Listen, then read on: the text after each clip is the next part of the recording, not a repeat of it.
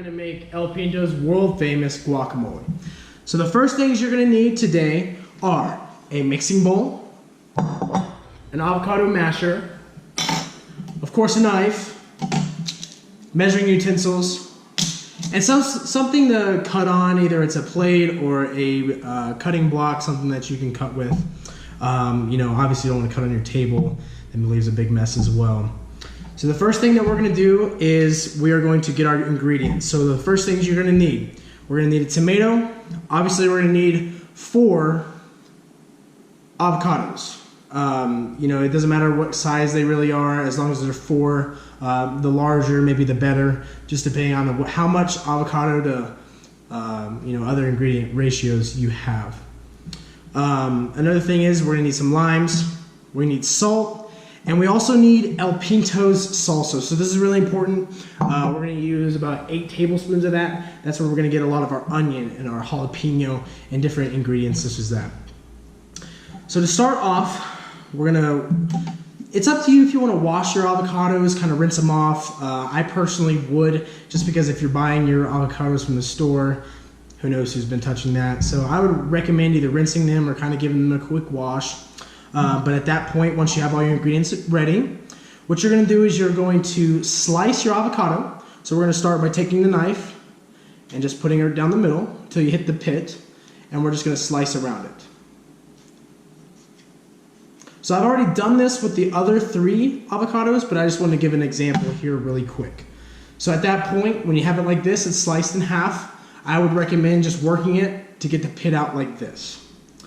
Next step we're going to do is we're going to lay that side down. We're going to take our knife, we're going to push it into the pit and kind of get a quick spin to pull it out. Very easy. Dispose of the pit after you're done with it. Next thing we're going to do is we're going to peel the avocado. What I would do is I would recommend slicing it again, just as an easier peel. So I'll show this really quick. So as you can see, we already have all of our avocados ready. What we're going to do is we're going to put this one, I would use a napkin or something, and we're just going to cut down the middle of it so it's easier to peel. So now I have it here, ready to roll. So what we're going to do is we're just going to grab it, peel it right off. Pretty simple.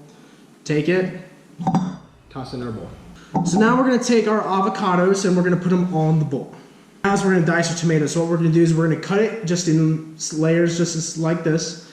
And then at that point, once we have our slices, we're going to cut in columns, and then we're going to cut in dices. So I'll start off right here, just cutting it down. I really don't like the end pieces. I recommend throwing those away. It doesn't really matter what size the diced tomatoes are, just as long as they're diced. Helps for easier mashing them up and different things like that.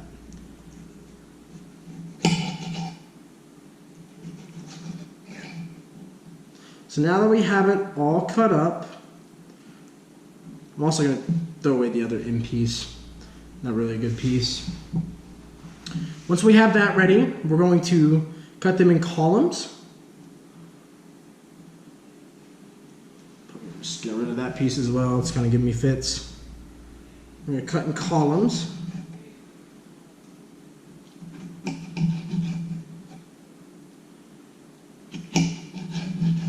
Okay. So they kind of fall apart, but that's all right. We're just cutting it up anyway.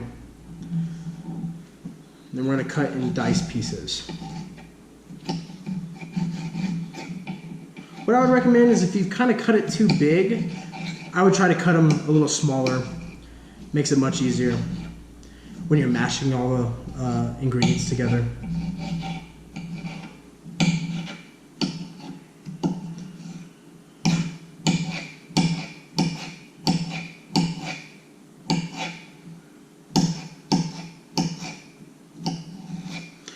So I'm just going to cut them up just a little bit smaller.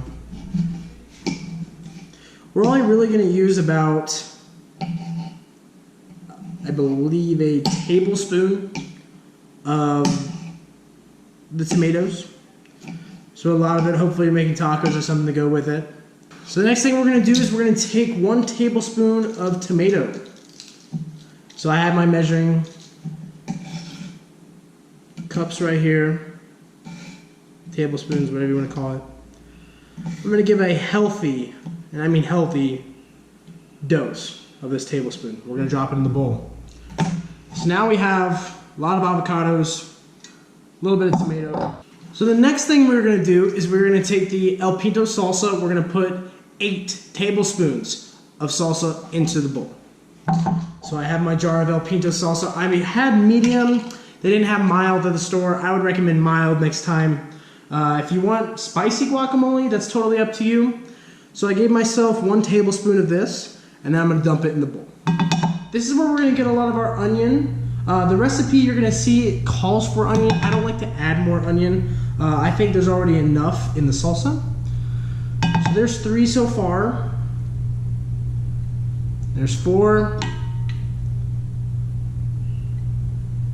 There's 5. There's 6.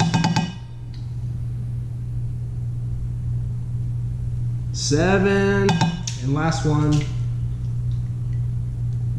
Now that we have our salsa in there, the next thing I would recommend doing is cutting your lime. Now, it doesn't matter how much lime juice you really want, that's kind of up to you. I would recommend squeezing a lime on top. I like a lime flavor. So what we're going to do is we're going to take the lime, we're just going to cut it in half, and then cut it in half again.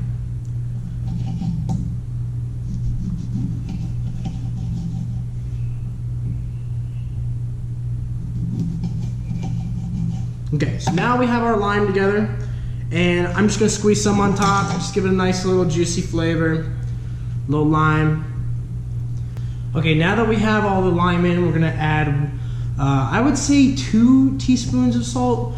The recipe requires 1. It's kind of up to you how much salt you would like. I know, personally, I like to use 2.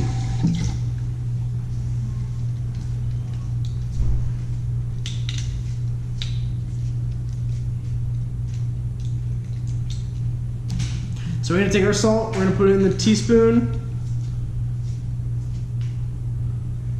Okay, just as such. Drop it in. Now I'm going to add another. And drop it in.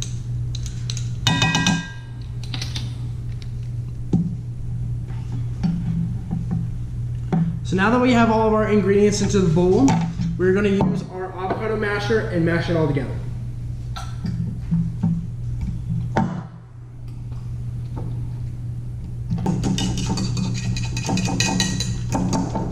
Okay, so once it's all mashed up, it should look something like this.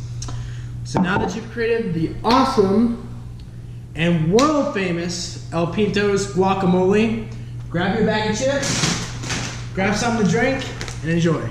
I'll see you next time.